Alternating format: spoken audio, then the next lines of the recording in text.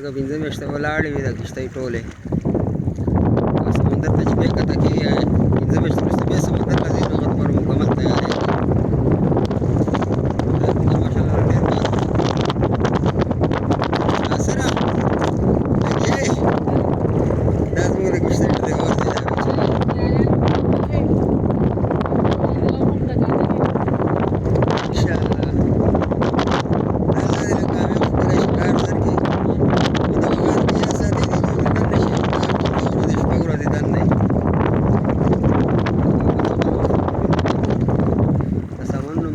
تیغي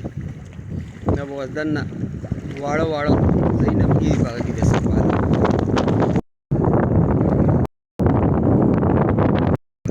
دا د دې لنګر دی دا چې موږ سمندر کې وارته وو دا په ګټو کې ونښلي بیا کښتۍ ودرېږي دا چې سره نه وي بیا دې اندازه خرابه ده یا دا نه دا وشلېږي